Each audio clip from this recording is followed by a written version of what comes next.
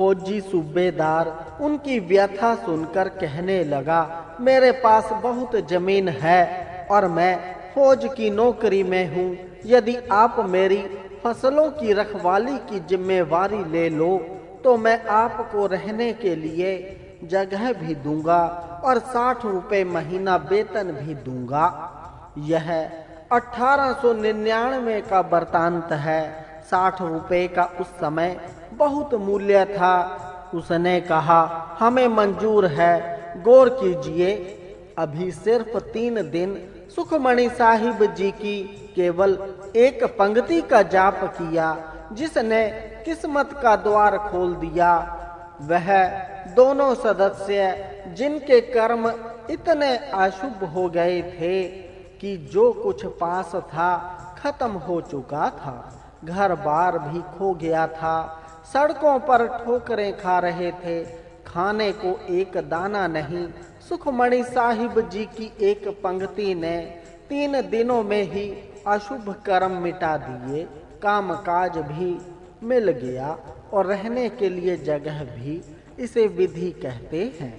वह मुसलमान भी समझ गया कि जो मुझे महापुरुष ने कलाम लिख कर दिया था, वह उस कलाम ने अपना असर करना शुरू कर दिया है। उधर से वह फौजी सूबेदार भी सोचने लगा कि गुरु नानक जी का घर कैसा है। मैं आदमी ढूंढता फिर रहा था, यह काम ढूंढ रहा था और गुरु नानक जी ने अपनी दहलीज पर दोनों का मेल करवा दिया है। सद्पुरुषों से आज्ञा लेकर दोनों सदस्य फौजी सूबेदार जी के साथ उसके गांव चले गए। वहां जाकर बड़ी मेहनत व ईमानदारी से काम करता रहा। अब यहाँ एक बारीकी है, हमारे जीवन में सामान्य तौर पर यह कमी आ जाती है, दात प्यारी बिसरिया दातारा। यह मुसलमान जहाँ काम करता था वहाँ उस पंक्ति का जाप भी नहीं छोड़ा। साथ साथ कृषि पालन की निगरानी करना और साथ ही हर वक्त वह पंक्ति सारा दिन पढ़ते रहना। उस पंक्ति के कारण जमीनों में फसल भी दुगनी हो गई। दास विश्वास से लिख रहा है, आपकी भी यदि किसी की फसलें हो, कृषि पालन का कार्य हो, यदि अपने घर सुखमणि साहिब जी का पाठ आगे जल रख कर करके वह जल कृषि में छिड़कते रहें, अवश्य फसल दुगनी होगी। यह वाणी में बख्शिश है, बात तो धीरज की है, विश्वास की है। फौजी सूबेदार फसल देखकर इतना प्रसन्न हुआ कि उनका वेतन बढ़ाकर 70 रुपए कर दिया। उसने यह पंक्ति पढ़नी नहीं छोड़ी। जैसे जैसे यह पंक्ति पढ़ता जाए, तरक्की उसके कदम चूमती जाए। फौजी सूबेदार बहुत सारी जमीनों का मालिक था, जमीनें ठेके पर भी देता था। कहते हैं अगले साल फौजी सूबेदार ने मुसलमान को जमीन ठेके पर दे दी और कहा कि तू मुझे ठेका दे देना, शेष जो बच जाए वह तेरा। उस मुसलमान ने उस ठेके की जमीन पर कृषि पालन शुरू कर दिया।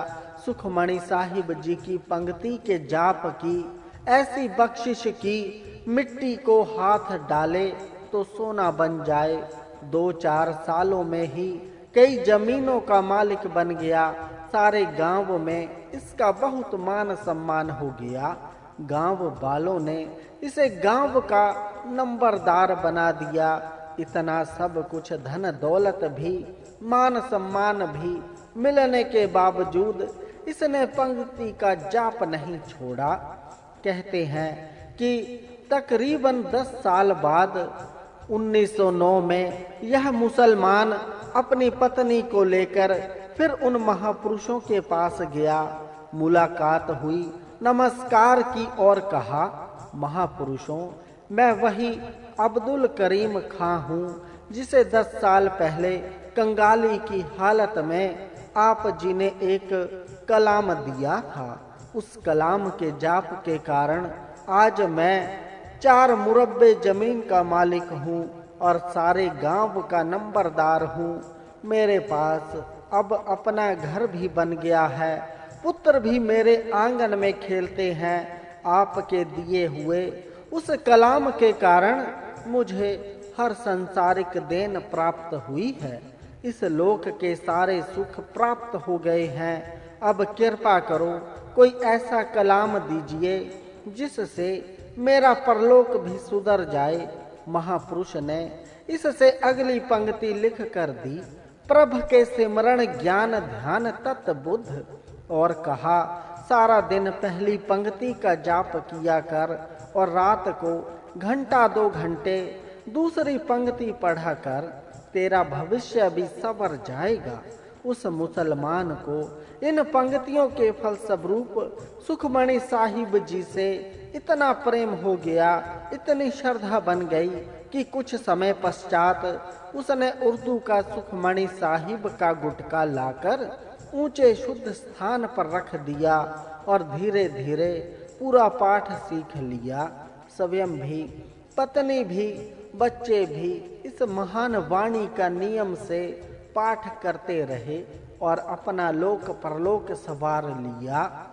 देखो, एक मुसलमान ने भी यदि इस रहमतों भरी दरगाही वाणी का सहारा लिया तो उसके भी शुभ कर्म बन गए, लोक परलोक सुखी सुंदर हो गया।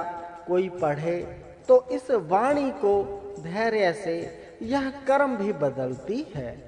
हमारे अमृतसर नगर का ही एक सत्संगी है, कोई बड़ा साहूकार नहीं, हैंड टू माउथ वाली बात है। बस कोई छोटा सा कार्य करता है और कार्य भी कोई पक्का नहीं, बाल बच्चे वाला है। वह 18,000 रुपए का ऋणी हो गया। कई लोग छोटी छोटी स्कीमें रखकर कमेटी डालते हैं। किसी शरीर ने 6,000 की एक स्कीम शुरू की जिसमें जिसके नाम की पर्ची निकल आए उसे 6,000 मिल जाता है और आगे अन्य किस्त भी नहीं थी भरनी पड़ती। उस सत्संगी ने 200 रुपए महीने की यह 3 कमेटियां डाल ली कि कर्जा उतर जाएगा। पहली कमेटी किसी अन्य की निकली, पर अगले महीने जब पर्ची डाली गई तो उस सत्संगी जिसका नाम सुरेंद्र पाल सिंह है कि निकल आई। सभी ने सोचा किस्मत साथ दे गई, 6,000 रुपए मिल गए, कर्जा कम हो गया। अगले महीने फिर सुंदरपाल सिंह जी की पर्ची निकली। 2 महीनों में 12,000 रुपए मिल गए। सभी बड़े हैरान हुए कि यह क्या जादू है। लेकिन प्यारों, हैरानी की हद तो उस समय हो गई जब अगले महीने फिर उसके नाम की पर्ची निकल आई। 18,000 रुपए मिलने से सारा कर्जा भी उतर गया और आगे से किस्तें भी देनी बंद हो गई। संगी था, हमने पूछ लिया कि बता यह सब कैसे हुआ।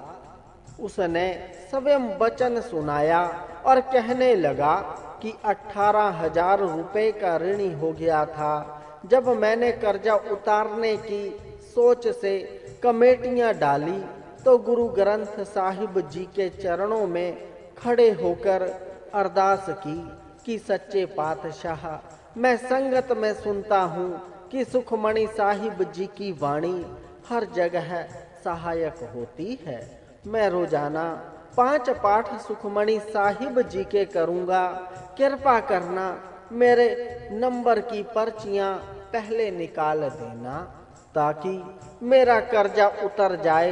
यह सब सुखमणि साहिब जी की बरकतें हैं। जो 5 पाठ सुखमणि साहिब जी की घर सेंची लगाई है उसके फलस्वरूप ही मेरा 4 महीनों में ही 18,000 रुपए का कर्जा उतर गया है। परमेश्वर जी ने किसी तरीके विधि बनानी होती है। स्वयं प्रत्यक्ष सामने आकर यह तो कहना नहीं, यह ले नोटों के बंडल। उसने विधि ही बनानी होती है। किसी तरीके किसी तरह बना देता है। स्वयं इशारा समझ लेना। कर्मों की गति मुताबिक कोई अमीर है, कोई गरीब है। अब अमीर का तो निर्वाह हो रहा है, लेकिन गरीब क्या करे? यदि गरीब सुखमणि साहिब जी का सहारा ले ले, यदि उसके कर्मों में लिखा है 2 साल गरीबी भोगनी, वह गरीबी 2 साल की जगह 2 महीने, 2 सप्ताह, 2 घंटों में भी खत्म हो सकती है। रिद्धियां सिद्धियां पीछे लगी रहेंगी।